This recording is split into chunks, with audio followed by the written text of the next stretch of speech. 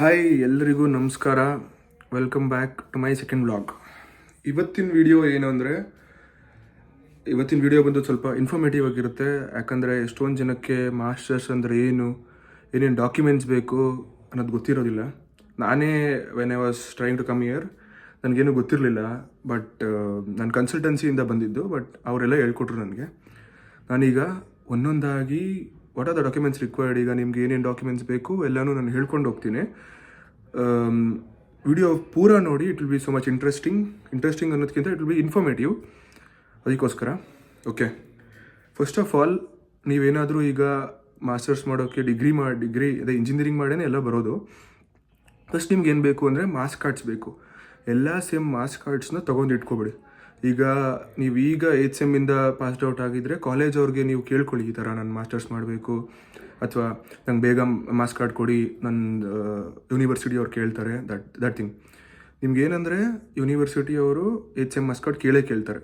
At least ನಿಮ್ಗೆ ಬೇಕೇ ಬೇಕು 7th sem marks card, 7th ಸೆಮ್ಮಿಂದ 8th ಸೆಮ್ ತನಕ, ಫಸ್ಟಿಂದ 8th ತನಕ. ಓಕೆ, ಸೆಕೆಂಡ್ ಥಿಂಗ್ ಏನಂದರೆ degree certificate or provisional degree certificate. ನೀವಿನ್ನೂ ನಿಮ್ಗೆ ಡಿಗ್ರಿ ಸರ್ಟಿಫಿಕೇಟ್ ಬಂದಿಲ್ಲ ಅಂತಂದರೆ ಪ್ರಾವಿಷನಲ್ ಡಿಗ್ರಿ ಸರ್ಟಿಫಿಕೇಟ್ನ ನೀವು ನಿಮ್ಮ ಆಫೀಸ್ ಹತ್ರ ಅಥವಾ COE ಎಕ್ಸಾಮಿನೇಷನ್ ಕಂಟ್ರೋಲರ್ ಹತ್ರ ಹೋಗಿ ಕೇಳ್ಬೋದು. ಈ ಥರ ನಮಗೆ ಪ್ರಾವಿಷನಲ್ ಡಿಗ್ರಿ ಸರ್ಟಿಫಿಕೇಟ್ ಬೇಕು, ನಾನು ಮಾಸ್ಟರ್ಸ್ಗೆ ಅಪ್ಲೈ ಮಾಡ್ತಾಯಿದ್ದೀನಿ ಅಂತ. ಅಥವಾ ನಿಮ್ಮ ಹತ್ರ ಡಿಗ್ರಿ ಸರ್ಟಿಫಿಕೇಟ್ ಇದ್ದರೆ it's okay, well and good. Next thing, course completion certificate. ನಿಮ್ಮ ಕಾಲೇಜಲ್ಲಿ ಕೋರ್ಸ್ ಕಂಪ್ಲೀಷನ್ ಸರ್ಟಿಫಿಕೇಟ್ ಅಂತ ಕೊಡ್ತಾರೆ. ಅದನ್ನು ಇಸ್ಕೊಂಡು ಇಟ್ಕೊಳ್ಳಿ. ಎಷ್ಟೊಂದು ಕಾಲೇಜಸ್ ಎಲ್ಲ ಏನಾದರೂ ಈಗ ಕೊಡೋಲ್ಲ ಅಂತಂದರೆ ನೀವು ಡಿಮ್ಯಾಂಡ್ ಮಾಡಿ, ಎಲ್ಲ ಕೊಡ್ತಾರೆ ಮ್ಯಾಕ್ಸಿಮಮ್. ಬಟ್ ಓಕೆ, ನೆಕ್ಸ್ಟು ಆಮೇಲೆ ಈಗ ಏನಂದರೆ ಬ್ಯಾಕ್ಲಾಗ್ ಇಟ್ಕೊಂಡ್ರೆ ಏನು ಪ್ರಾಬ್ಲಮ್ ಇಲ್ಲ. ಬಟ್ ಸಮ್ ಕಾಲೇಜಸ್ ಏನು ಮಾಡ್ತಾ ಇದ್ದಾರೆ ಅಂದರೆ ಬ್ಯಾಕ್ಲಾಗ್ ಸರ್ಟಿಫಿಕೇಟ್ ಕೇಳ್ತಾ ಇದ್ದಾರೆ. ಏನಂತ, ನೀವೇನಾದರೂ ಯಾವ್ದಾದ್ರು ಸೆಮ್ಮಲ್ಲಿ ಒಂದು ಸಬ್ಜೆಕ್ಟ್ ಬ್ಯಾಕ್ ಆಗಿದ್ದರೆ ಬ್ಯಾಕ್ಲಾಗ್ ಸರ್ಟಿಫಿಕೇಟ್ ಕೇಳ್ತಾ ಇದ್ದಾರೆ. ಅದಕ್ಕೋಸ್ಕರ ಅದನ್ನು ಇಟ್ಕೊಬಿಡಿ. Next okay, resume correction. ನಿಮ್ಮ ರೆಸ್ಯೂಮ್ನ ಕರೆಕ್ಟ್ ಮಾಡಿ ಇಟ್ಕೊಳ್ಳಿ. ಯಾಕಂದರೆ this is the most important thing. ನಿಮ್ಮದು ಹಳೆ ರೆಸ್ಯೂಮ್ ಏನಾದಿದ್ದರೆ ನೀಟಾಗಿ ಅಪ್ಡೇಟ್ ಮಾಡ್ಕೊಳ್ಳಿ. ಫುಲ್ ಬೇಕಾಬಿಟ್ಟಿ ಮಾಡಬೇಡಿ. ಎಲ್ಲ ಈ ಥರ ನೀವೇನೇನು ಸ್ಕೂಲಿಂಗ್ ಎಲ್ಲಿ ಮಾಡಿದ್ದು ಅಥವಾ 12th ಎಲ್ಲಿ ಮಾಡಿದ್ದು ಎಲ್ಲ ಮಾಡಿ ಕರೆಕ್ಟಾಗಿ ಇಟ್ಕೊಳ್ಳಿ. ನಿಮ್ಮದು resume should be so much good. ಅವ್ರು ನೋಡಿದ ತಕ್ಷಣ it should B so much attractive ಥರ. ಓಕೆ 10th ಮಾರ್ಕ್ಸ್ ಕಾರ್ಡ್ಸ್ ಬೇಕು.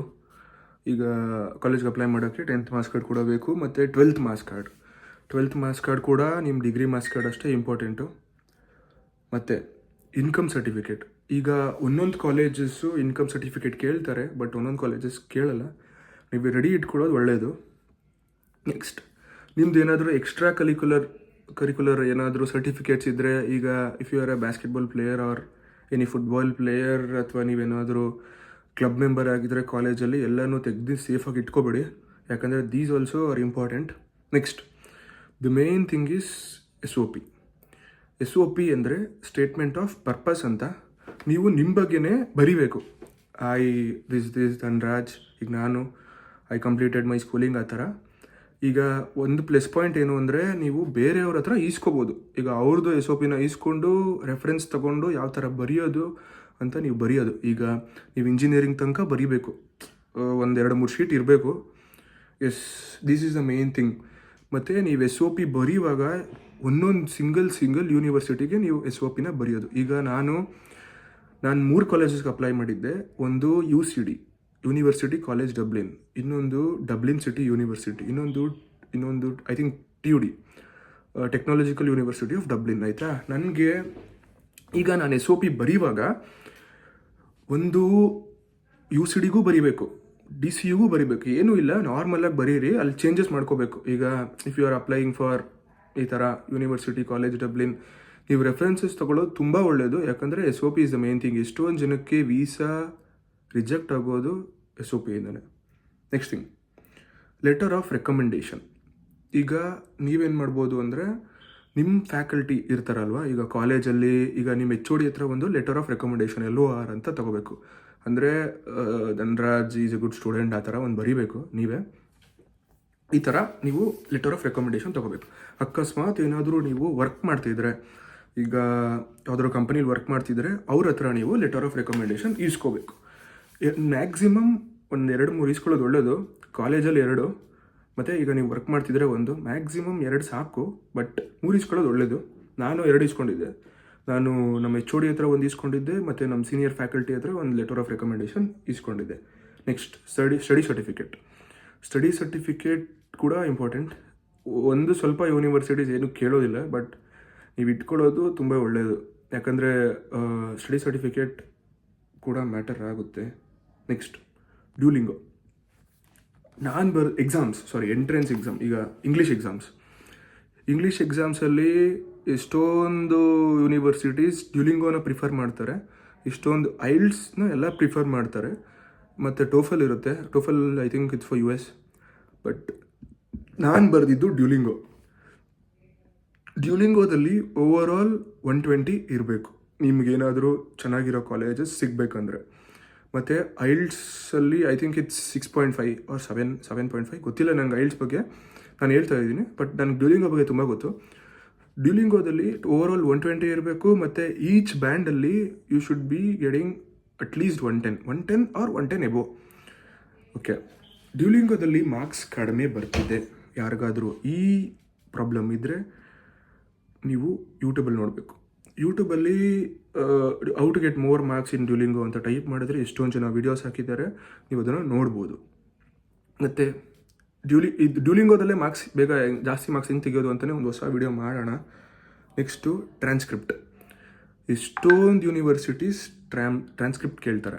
ಓಕೆ, ಟ್ರಾನ್ಸ್ಕ್ರಿಪ್ಟ್ ಅಂದರೆ ನಿಮ್ದೆಲ್ಲ ಸೇಮ್ ಮಾರ್ಕ್ಸ್ ಕಾರ್ಡ್ಸ್ನ ಒಂದೇ ಶೀಟಲ್ಲಿ ಪ್ರಿಂಟ್ ಮಾಡಿ ಕೊಡ್ತಾರೆ. That is called transcript. Maximum universities ನಿಮಗೆ ಟ್ರಾನ್ಸ್ಕ್ರಿಪ್ಟ್ ಕೇಳ್ತಾರೆ. ಒಂದೊಂದು ಯೂನಿವರ್ಸಿಟೀಸ್ ಕೇಳೋದಿಲ್ಲ. ನಾನು ಈಗ ಬಂದಿರೋದು ಐರ್ಲೆಂಡಲ್ಲಿ ಓದೋದಕ್ಕೆ ಟ್ರಾನ್ಸ್ಕ್ರಿಪ್ಟ್ ಕೇಳಿದ್ರು, ಬಟ್ ನಾನು ಏನು ಮಾಡಿದೆ, ಮೇಲ್ ಮಾಡಿದೆ ಕಾಲೇಜವ್ರಿಗೆ, ಈ ಥರ ನಂಗೆ ಟ್ರಾನ್ಸ್ಕ್ರಿಪ್ಟ್ ಲೇಟ್ ಆಗುತ್ತೆ ಅಂತ. ನಾನು ಆ್ಯಕ್ಚುಲಿ ನನ್ನ ಡಿಗ್ರಿ ಮುಗಿದಿದ್ದ ತಕ್ಷಣವೇ ನಾನು ಇಲ್ಲಿಗೆ ಬಂದಿದ್ದು. ನಾನು ವರ್ಕ್ ಮಾಡಿಲ್ಲ, ಏನಿಲ್ಲ, 2 months ಮನೇಲಿದ್ದೆ, ಡೈರೆಕ್ಟ್ ಬಂದಿದ್ದು. Next, okay, these are the documents required first of all. ಆಮೇಲೆ ಪಾಸ್ಪೋರ್ಟ್. ಫಸ್ಟ್ ಕೆಲಸ ನೀವೇನು ಮಾಡಿ ಅಂದರೆ, ಈಗ ನೀವೇನಾದರೂ ಫಾರಿನಿಗೆ ಬರಬೇಕಪ್ಪ, ನಾನು ಓದಬೇಕಪ್ಪ, ನಾನು ಮಾಸ್ಟರ್ಸ್ ಮಾಡಬೇಕಪ್ಪ ಅಂತಂದರೆ ಹೋಗಿ ಪಾಸ್ಪೋರ್ಟ್, ಇಲ್ಲ ಅಂದರೆ ಪಾಸ್ಪೋರ್ಟ್ ಅಪ್ಲೈ ಮಾಡಿಬಿಡಿ. ದ ಮೇನ್ ಥಿಂಗ್, ಪಾಸ್ಪೋರ್ಟ್ ಬರೋಕ್ಕೆ 1 ತಿಂಗಳು ಬೇಕು. ನೆಕ್ಸ್ಟು PCC ಅಂದರೆ ಪೊಲೀಸ್ ಕ್ಲಿಯರೆನ್ಸ್ ಸರ್ಟಿಫಿಕೇಟ್ ಅಂತ. ಇದು ವೀಸಾಗೆ ತುಂಬ ಇಂಪಾರ್ಟೆಂಟ್. ಅಂದರೆ ವೀಸಾಗೆ ಇಂಪಾರ್ಟೆಂಟ್ ಬೇಕು. ವೀಸಾದಲ್ಲೇ ನಾನು ವೀಸಾಗೆ ಅಂತಲೇ ಒಂದು ಸಪ್ರೇಟ್ ವಿಡಿಯೋ ಮಾಡ್ತೀನಿ, ಎಲ್ಲರಿಗೂ ಸ್ವಲ್ಪ ಇನ್ಫಾರ್ಮೇಟಿವ್ ಆಗಿರಲಿ ಅಂತ. ವೀಸಾ ಬಿಟ್ಟು ಹಾಕಿ. ನೆಕ್ಸ್ಟು ಇದು ಪೊಲೀಸ್ ಕ್ಲಿಯರೆನ್ಸ್ ಸರ್ಟಿಫಿಕೇಟ್ ಆಯಿತು. ಪೊಲೀಸ್ ಕ್ಲಿಯರೆನ್ಸ್ ಸರ್ಟಿಫಿಕೇಟ್ ಅಪ್ಲೈ ಮಾಡಿ, ಅದಕ್ಕೂ ನಿಮಗೆ 1 ತಿಂಗಳು ಬೇಕು. ನೀವೇನು ಮಾಡಿ ಅಂದರೆ, ಪಾಸ್ಪೋರ್ಟ್ ಬಂದಿದ್ದು ನೆಕ್ಸ್ಟ್ ದಿನವೇ ಅಥವಾ 2 ದಿನಕ್ಕೇ ನೀವು ಪೊಲೀಸ್ ಕ್ಲಿಯರೆನ್ಸ್ ಸರ್ಟಿಫಿಕೇಟ್ ಅಪ್ಲೈ ಮಾಡಿಬಿಡಿ. ನೆಕ್ಸ್ಟು, ಈಗ ಏನಂತ ಹೊಸ ರೂಲ್ಸ್ ಬಂದಿದೆ ಅಂದರೆ, ನನಗೆ ಗೊತ್ತಿರೋ ಪ್ರಕಾರ ಸ್ವಲ್ಪ ಯೂನಿವರ್ಸಿಟೀಸ್ ಬ್ಯಾಕ್ಲಾಗ್ ಇಟ್ಕೊಂಡ್ರೆ ಎಕ್ಸೆಪ್ಟ್ ಮಾಡ್ತಿಲ್ಲ. ಅದಕ್ಕೋಸ್ಕರ ನೀವೇನಾದರೂ ಈಗ ಫಸ್ಟ್ ಸೆಮ್, ಸೆಕೆಂಡ್ ಸೆಮ್ ಅವರು ಈ ವಿಡಿಯೋ ನೋಡ್ತಿದ್ರೆ, ಅಥವಾ 3rd ಸೆಮ್, 4th ಸೆಮ್ ಅವರು ಈ ವಿಡಿಯೋ ನೋಡ್ತಿದ್ರೆ, ಎಲ್ಲರೂ ದಯವಿಟ್ಟು ಪಾಸ್ ಆಗಿಬಿಡಿ. ಹೆಂಗಾದರೂ ಮಾಡಿ ಪಾಸಾಗೋದೇನು ದೊಡ್ಡ ವಿಷಯ ಅಲ್ಲ, ಹೆಂಗಾದರೂ ಮಾಡಿ ಪಾಸ್ ಆಗಿಬಿಡಿ. ಏನೋ ಕಷ್ಟಪಟ್ಟು ಓದಿ ಪಾಸ್ ಆಗಿಬಿಡಿ. ಈಗ ಮಾಸ್ಟರ್ಸ್ ಮಾಡಬೇಕು ಅಂತಂದರೆ. ಮತ್ತು ಎಷ್ಟೊಂದು ಟಾಪ್ ಯೂನಿವರ್ಸಿಟೀಸ್ ನೀವೇನಾದರೂ ಬ್ಯಾಕ್ಲಾಗ್ ಇದ್ದರೆ ಎಕ್ಸೆಪ್ಟ್ ಮಾಡಲ್ಲ. ಇದು ಹೊಸ ರೂಲ್ಸ್. ನನ್ನ ಪ್ರಕಾರ ಐರ್ಲೆಂಡಲ್ಲಿ ಈಗ ಬಂದಿರೋದು. ಯಾಕಂದರೆ ನೀವು ಪಾಸ್ ಆಗೋದು ತುಂಬ ಇಂಪಾರ್ಟೆಂಟ್ ಕಾಲೇಜಲ್ಲಿ. ಮತ್ತು ದ ಮೇನ್ ಥಿಂಗ್ ಈಸ್, ನಿಮ್ಮದು CGPA, ಓವರಾಲ್ CGPA 8th ಸೆಮ್ದು it should be 7.5 or above 7.5. Above 7.5 ಇದ್ದರೆ ನೀವೆಲ್ಲ ಕಾಲೇಜಸ್ಗೂ ಅಪ್ಲೈ ಮಾಡ್ಬೋದು. ಮತ್ತು ಡ್ಯೂಲಿಂಗೋ 120, ಮತ್ತು overall 120, not lesser than or equal to it should be equal to or more than overall ಬ್ಯಾಂಡ್ಸಲ್ಲಿ 110 productivity ಅಂತ ಇರುತ್ತೆ, ಮತ್ತು ಸ್ಪೀಕಿಂಗ್ ಎಲ್ಲ ಇರುತ್ತೆ, ಅದರಲ್ಲೆಲ್ಲ 110 ಇರಬೇಕು. ನಾನು ಡ್ಯೂಲಿಂಗೋ ಬರ್ದು ಸ್ವಲ್ಪ ದಿನ ಆಗಿಬಿಡ್ತು, ಅದಕ್ಕೆ I am not able to recall everything. Next, okay, ಮತ್ತು ಇದು ಬ್ಯಾಂಕ್ ಲೋನ್. ನೀವೇನಾದರೂ ಬ್ಯಾಂಕ್ ಲೋನ್ ಅಪ್ಲೈ ಮಾಡಿ ಬರೋದಿದ್ದರೆ, ಪಾಸ್ಪೋರ್ಟ್ ಆಗಿ ಸ್ವಲ್ಪ ದಿನ, ಈಗ ಪೊಲೀಸ್ ಕ್ಲಿಯರೆನ್ಸ್ ಆಗಿ ಇಷ್ಟು ಡಾಕ್ಯುಮೆಂಟ್ಸ್ ಇಟ್ಕೊಂಡ್ರೆ ನೀವು ಆರಾಮಾಗಿ ಯೂನಿವರ್ಸಿಟಿಗೆ ಅಪ್ಲಿಕೇಶನ್ ಹಾಕ್ಬೋದು. PCCಗೆ ಏನು ಬೇಡ, ಯೂನಿವರ್ಸಿಟಿಗೆ ಅಪ್ಲೈ ಮಾಡೋಕ್ಕೆ ಇಷ್ಟು ಡಾಕ್ಯುಮೆಂಟ್ಸ್ ಸಾಕು. ಡಾಕ್ಯುಮೆಂಟ್ಸ್ ಅಂದರೆ ಈಗ ಹೇಳಿದ್ನಲ್ಲ ನಾನು, degree certificates, marks cards, 10th marks card, 12th marks card, ಇಷ್ಟು ಮಾರ್ಕ್ಸ್ ಕಾರ್ಡ್ ಇಟ್ಕೊಂಡ್ರೆ ನೀವು ಆರಾಮಾಗಿ ಯೂನಿವರ್ಸಿಟೀಸ್ಗೆ ಪಂಚ್ ಮಾಡಬೇಕು. ಯೂನಿವರ್ಸಿಟಿನ ಹೆಂಗೆ ಚೂಸ್ ಮಾಡೋದು. ಓಕೆ, ಫಸ್ಟ್ ಆಫ್ ಆಲ್ ನೀವು ಒಂದೇ ಕಂಟ್ರಿ ಅಂತ ತಲೆಯಲ್ಲಿ ಇಟ್ಕೊಬೇಡಿ. ಈಗ US ಐತೆ, ಜರ್ಮನಿ ಐತೆ, ಐರ್ಲೆಂಡ್ ಐತೆ, ಇನ್ನೇನು ಆಸ್ಟ್ರೇಲಿಯಾ ಇದೆ, ಎಲ್ಲ ಫಸ್ಟು ಯೂನಿವರ್ಸಿಟಿ ಲಿಸ್ಟ್ನ ಬರ್ಕೊಬಿಡಿ. ಓಕೆ, ಇದು ಇಷ್ಟಿಷ್ಟು ಯೂನಿವರ್ಸಿಟಿ ಇದು. ಆಮೇಲೆ ನನ್ನ ಪ್ರಕಾರ US ಡ್ಯೂಲಿಂಗೋ ಎಕ್ಸೆಪ್ಟ್ ಮಾಡೋದಿಲ್ಲ, ಗೊತ್ತಿಲ್ಲ ನನಗೆ ಐರ್ಲೆಂಡ್ ಬಗ್ಗೆ ಗೊತ್ತು ಅಷ್ಟೇ. ಈ ಥರ ಬರೆದಿಟ್ಕೊಬೇಡಿ. ಆಮೇಲೆ which is better, Duolingo or IELTS? ಎರಡೂ it has equal importance. But ಡ್ಯೂಲಿಂಗೋದಲ್ಲಿ ಎಷ್ಟೊಂದು ಯೂನಿವರ್ಸಿಟಿ ಡ್ಯೂಲಿಂಗೋ ಎಕ್ಸೆಪ್ಟ್ ಮಾಡುತ್ತೆ, ಬಟ್ ಎಷ್ಟೊಂದು ಯೂನಿವರ್ಸಿಟಿ ಡ್ಯೂಲಿಂಗೋ ಎಕ್ಸೆಪ್ಟ್ ಮಾಡಲ್ಲ. ಈಗ ನೀವು ಸೆಲೆಕ್ಟ್ ಮಾಡಿರೋ ಯೂನಿವರ್ಸಿಟಿ ಡ್ಯೂಲಿಂಗೋ ಎಕ್ಸೆಪ್ಟ್ ಮಾಡಿದ್ರೆ ಡ್ಯೂಲಿಂಗೋ ತೊಗೊಳ್ಳಿ. ಈಗ ಐಲ್ಟ್ಸ್ ಅಥವಾ ಡ್ಯೂಲಿಂಗೋ ಅಂತಂದರೆ ಐ ವುಡ್ ಪ್ರಿಫರ್ ಡ್ಯೂಲಿಂಗೋ. ಯಾಕಂದರೆ ನಿಮಗೆ ಫೀಸ್ ಕಡಿಮೆ ಆಯಿತಾ, ನಿಮಗೆ ಪ್ರಾಕ್ಟೀಸ್ ಎಷ್ಟೊಂದು ಸಲ ಇರುತ್ತೆ, ಮತ್ತು ನಿಮಗೆ ಫೀಸ್ ಕಡಿಮೆ, 8,000 ಕಟ್ಬಿಟ್ರೆ ನಿಮ್ಗೆ 2 ಅಟೆಂಪ್ಟ್ ಇರುತ್ತೆ. ಓಕೆ, ಡ್ಯೂಲಿಂಗೋದಲ್ಲಿ will be getting results within 24 hours. ನೀವು ಇವತ್ತು ಮಧ್ಯಾಹ್ನ 1 ಗಂಟೆಗೆ ಏನಾದರೂ ಎಕ್ಸಾಮ್ ತೊಗೊಂಡಿದ್ರೆ ನಿಮಗೆ ನಾಳಿದ್ದು ಮಧ್ಯಾಹ್ನ 1 ಗಂಟೆ ಕರೆಕ್ಟಾಗಿ ರಿಸಲ್ಟ್ ಬರುತ್ತೆ. ಅದೇ ಐಲ್ಟ್ಸಲ್ಲಿ it will take around 28 days. Okay, ಈಗ ಯಾವ ಎಕ್ಸಾಮ್ ಬಗ್ಗೆ ಒಂದು ವಿಡಿಯೋ ಮಾಡೋಣ ಅಂತ ಹೇಳಿದೆ. ಓಕೆ, ನೀವು ಇಷ್ಟೆಲ್ಲ ಡಾಕ್ಯುಮೆಂಟ್ಸ್ ಇಟ್ಕೊಂಡ್ರೆ ಆರಾಮಾಗಿ ಅಪ್ಲಿಕೇಶನ್ ಪಂಚ್ ಮಾಡ್ಬೋದು ಯೂನಿವರ್ಸಿಟೀಸ್ಗೆ. ಯೂನಿವರ್ಸಿಟಿಯಿಂದ ಆಫರ್ ಲೆಟ್ರ್ ಬಂದಿದ್ದ ತಕ್ಷಣ ಬಂದಾದಮೇಲೆ ನೀವು ಲೋನ್ ಅಪ್ಲೈ ಮಾಡಿ. ಇನ್ ಸಮ್ ಕೇಸಸ್ ನೀವು ಬೇಗ ಅಪ್ಲೈ ಮಾಡಿದ್ರು ಇಟ್ಸ್ ಓಕೆ, ಅವ್ರು ನಿಮ್ಗೇನು ಇದು ಮಾಡಲ್ಲ. ಇವು ಆಫರ್ ಲೆಟ್ರ್ ಬಂದಮೇಲೆ ನೀವು ಅದನ್ನು ಫಂಡ್ಸ್ ರಿಲೀಸ್ ಮಾಡಿಸ್ಕೋಬೋದು, ಅಥವಾ ಆಫರ್ ಲೆಟ್ರ್ ಬಂದಾದಮೇಲೆ ಅಪ್ಲೈ ಮಾಡೋದು ಇಟ್ಸ್ ಬೆಟರ್ ಅನಿಸುತ್ತೆ ನನ್ನ ಪ್ರಕಾರ. ಓಕೆ, ಈಗ ಬ್ಯಾಂಕ್ ಲೋನ್. ನೀವೇನಾದರೂ ನಿಮ್ಮ ಹತ್ರ ದುಡ್ಡಿದ್ರೆ ಇಟ್ಸ್ ಓಕೆ. ಈಗ ಎಕ್ಸಾಂಪಲ್, ಐರ್ಲ್ಯಾಂಡಲ್ಲಿ ಇರೋದಕ್ಕೆ 1 ತಿಂಗಳಿಗೆ ನಿಮಗೆ 1,000 euros ಇರಬೇಕು ಅಂತಂದರೆ ನೀವು 12,000 euros ಇಟ್ಕೋಬೇಕು. ಈಗ ವೀಸಾದವ್ರು ಏನು ಕೇಳ್ತಾರೆ ಅಂದರೆ, ಈಗ ವೀಸಾ ಅಪ್ಲೈ ಮಾಡಿದ್ರೆ ನಿನ್ನ ಹತ್ರ ದುಡ್ಡಿದೆಯಾ ಇರೋಕ್ಕೆ ಅಲ್ಲಿ ಅನ್ನೋದು ಅವ್ರ ಇಂಟೆನ್ಷನ್ ಇರುತ್ತೆ.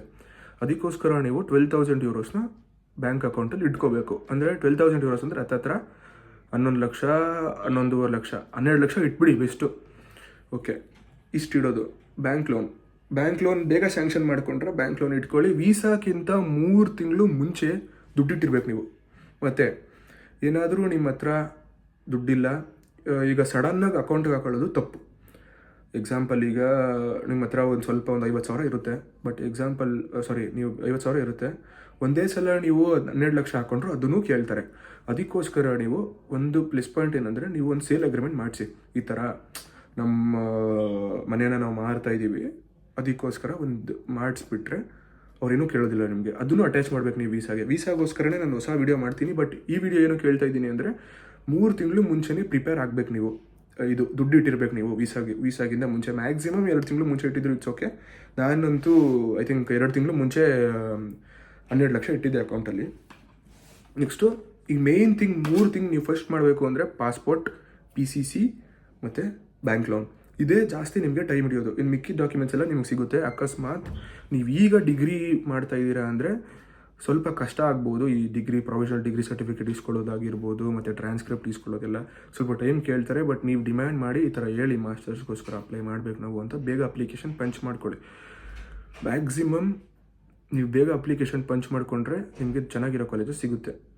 ನನಗೆ UCD ಸಿಗಲಿಲ್ಲ, ಯಾಕಂದರೆ ನನಗೆ UCD is a top most college ಇಲ್ಲಿ ಐರ್ಲೆಂಡಲ್ಲಿ. ಯಾಕಂದರೆ ನನಗೆ ಬೇಕಾಗಿರೋ ಕೋರ್ಸ್ ಅಲ್ಲಿ ಇರಲಿಲ್ಲ, ಮತ್ತು ಲೇಟ್ ಆಗಿತ್ತು ನಾನು ಅಪ್ಲೈ ಮಾಡೋದು. DCU ಸಿಕ್ತು. DCU is also good college. Top 5 DCU is also second. I think it's 4th or 5th one. Yes, these are all the documents required. ಮತ್ತು ಇನ್ನೇನು ಬಿಟ್ಟಿದ್ದೀನಿ? ನಥಿಂಗ್. ಅದೇ, make it ready within 3 months of visa. Okay, bank loan ಮತ್ತು consultancy ಇಷ್ಟು ಇಟ್ಕೊಂಡ್ರೆ ನೀವೇ application punch ಮಾಡ್ಬೋದು. But ನಾನೇನು ಹೇಳ್ತೀನಿ ಅಂದರೆ, ಕನ್ಸಲ್ಟೆನ್ಸಿಗೆ ಹೋಗೋದು ಇಟ್ಸ್ ಗುಡ್. ಯಾಕಂದರೆ ಅವರೇ ನಿಮಗೆಲ್ಲ ಮಾಡಿಕೊಡ್ತಾರೆ ಎಲ್ಲ. ಮತ್ತು ನಿಮ್ಗೇನಾದರೂ SOP ಸ್ವಲ್ಪ ಚೇಂಜಸ್ ಮಾಡಬೇಕು ಅಂದರೆ, ನನಗಂತೂ ಐ ಪ್ರಿಫರ್ಡ್ ಯೂನಿ ಅಬ್ರಾಡ್. ಮೈಸೂರಲ್ಲಿ ಇರೋದು ಶ್ರೀನಿವಾಸ್ ಅಂತ ಸರ್ ಇದ್ದಾರೆ, ಅವರೇ ನಮಗೆಲ್ಲ ಫುಲ್ ಗೈಡ್ ಮಾಡಿದ್ದು. ನಾನೇನೂ ಮಾಡಲಿಲ್ಲ, ಅವರೇ ಎಲ್ಲ ಮಾಡಿದ್ದು. ಈ ಥರ ಕಳ್ಸಪ್ಪ, ಈ ಥರ ಮಾಡಪ್ಪ, ಡ್ಯೂಲಿಂಗೋ ಎಕ್ಸಾಮ್ ಪಾಸ್ ಮಾಡಿಸೋದಿಂದ ಹಿಡಿದು. ಮತ್ತು ನನ್ನ ಫ್ರೆಂಡ್ ಒಬ್ಬರು ಇದ್ದಾರೆ, ಸುಹಾಸ್ ಅಂತ, ಅವರೇ ನನ್ನ ಫುಲ್ ಗೈಡ್ ಮಾಡಿದ್ದು ಡ್ಯೂಲಿಂಗೋ ಎಕ್ಸಾಮ್ ಪಾಸ್ ಮಾಡೋದಕ್ಕೆ. ನಂದು ಕೂಡ 110, 115 ನಂಗೆ ಬರ್ತಿತ್ತು. But practice makes you perfect. ಮಾಡಿ ಪ್ರಾಕ್ಟೀಸ್ ಮಾಡಿ. ನಾನು ಇನ್ನೊಂದು ವಿಡಿಯೋ ಮಾಡ್ತೀನಿ ಡ್ಯೂಲಿಂಗೋಗೋಸ್ಕರನೇ, ಒಂದು 5-10 minutes ಮಾತಾಡಿಬಿಟ್ಟು ನಾನು ಹೇಳ್ತೀನಿ. ಆ ಥರ ಮಾಡಿ. ಇನ್ನೇನಿಲ್ಲ. ಕನ್ಸಲ್ಟೆನ್ಸಿ ಅದೇ ನಿಮ್ಗೇನಾದರೂ ಇಲ್ಲಪ್ಪ ನಾನು ಆರಾಮಾಗಿ ನಾನೇ ಮಾಡ್ಕೋತೀನಿ ಅಂದರೆ ಇಟ್ಸ್ ವೆಲ್ ಆ್ಯಂಡ್ ಗುಡ್, ನೀವೇ ಅಪ್ಲೈ ಮಾಡ್ಕೋಬೋದು, ಅಪ್ಲಿಕೇಶನ್ ಹಾಕೋಬೋದು. ಏನಾದರೂ ನಿಮಗಿಲ್ಲ ನಮ್ಮ ಕನ್ಸಲ್ಟೆನ್ಸಿ ಬೆಸ್ಟು, ಏನಿಲ್ಲ ದುಡ್ಡು ಒಂದು 5-6 ಸಾವಿರ ಹೋದ್ರೋಯ್ತು, ನನ್ನ ಕನ್ಸಲ್ಟೆನ್ಸಿಲಿ ಬರೀ 3000 ಚಾರ್ಜ್ ಮಾಡ್ತಾರೆ ಅಷ್ಟೇ. ಅದನ್ನು ಕೂಡ ನಿಮಗೆ ವೀಸಾ ಆದಮೇಲೆ ವಾಪಸ್ ಮಾಡ್ತಾರೆ. ಓಕೆ, ಸಾಕು ನನಗೆ, ಇಟ್ಸ್ ಓಕೆ, ನನಗೆ ದುಡ್ಡೇನು ನೀವು ಬಿಡಪ್ಪ, ನಾನು ಕನ್ಸಲ್ಟೆನ್ಸಿ ಮುಖಾಂತರನೇ ಹೋಗ್ತೀನಿ ಅಂತಂದರು, ಅದು ಗುಡ್. ಶ್ರೀನಿವಾಸ್ ಅಂತ ಒಬ್ರು ಇದ್ದಾರೆ, ಈಸ್ ಎ ಮೈಸೂರಲ್ಲಿರೋದು, ಯೂನಿ ಅಬ್ರೋಡ್ ಅಂತ ಕನ್ಸಲ್ಟೆನ್ಸಿ ಇರೋದು, ಯು ಕ್ಯಾನ್ ರೆಫರ್ ಹಿಮ್. ನಾನು ಅಲ್ಲಿಂದ ಬಂದಿದ್ದು, ನಾನೇನು ಅವ್ರಿಗೋಸ್ಕರ ಹೇಳ್ತಿಲ್ಲ, ಬಟ್ ನನಗೆ ಅವರು ತುಂಬ ಹೆಲ್ಪ್ ಮಾಡಿದ್ದಾರೆ ಈ ಥರ ಇದ್ದಿದ್ರಲ್ಲೆಲ್ಲ, ಅದಕ್ಕೆ ಹೇಳ್ತಾ ಇರೋದು. ಮತ್ತು ಈ ವಿಡಿಯೋ ಏನಾದರೂ ನಿಮಗೆ ಇಷ್ಟ ಆದರೆ, ಏನೋ ಹೇಳೋನೆ ಇನ್ಫಾರ್ಮೇಷನ್ ಸಿಕ್ತಪ್ಪ ನಮಗೆ ಅಂತಂದರೆ ದಯವಿಟ್ಟು ಸಬ್ಸ್ಕ್ರೈಬ್ ಹೊಡೀರಿ. ಯಾಕಂದರೆ ಇನ್ನೊಂದು ವಿಡಿಯೋ ಮಾಡೋದಕ್ಕೆ ನನಗೆ ಒಂಥರ ಒಂದು ಮೋಟಿವೇಶನ್ ಸಿಗುತ್ತೆ, ಒಂದು ಸಪೋರ್ಟ್ ಸಿಕ್ತಂಗೆ ಇರುತ್ತೆ. ಮತ್ತು ನಿಮ್ಗೆ ಇಷ್ಟ ಆದರೆ ಲೈಕ್ ಮಾಡಿ, ಇಲ್ಲ ಅಂದರೆ ಡಿಸ್ಲೈಕ್ ಮಾಡಿ, ಏನಿಲ್ಲ, ಏನೂ ಪ್ರಾಬ್ಲಮ್ ಇಲ್ಲ. ಮತ್ತು ಏನಾದರೂ ಇದರಲ್ಲಿ ಏನಾದರೂ ಕರೆಕ್ಷನ್ಸ್ ಇದ್ದರೆ ನನಗೆ ಅಲ್ಲೇ ಕಮೆಂಟ್ ಮಾಡಿ ಅಷ್ಟೇ. ಏನಿದ್ರು ಡೈರೆಕ್ಟಾಗಿ ಹೇಳಿ ನನಗೆ. ನಂದು ಇದು ಸೆಕೆಂಡ್ ವ್ಲಾಗ್, ಮತ್ತು ಫಸ್ಟ್ ವ್ಲಾಗಲ್ಲಿ ತುಂಬ ಸಪೋರ್ಟ್ ಕೊಟ್ಟಿದ್ದೀರಾ. ನಾನು ಅಂದ್ಕೊಂಡಿರಲ್ಲ ಈ ಥರ ತುಂಬ ಸಪೋರ್ಟ್ ಸಿಗುತ್ತೆ ಅಂತ, but ya, it's good. Thank you. Hope will reach every one, ಬೇಗ ಎಲ್ಲರಿಗೂ ಇನ್ಫಾರ್ಮೇಷನ್ ಸಿಗಲಿ ಅಂತ ಅಂದ್ಕೊಂಡಿದ್ದೀನಿ. Thank you. ಬಾಯ್.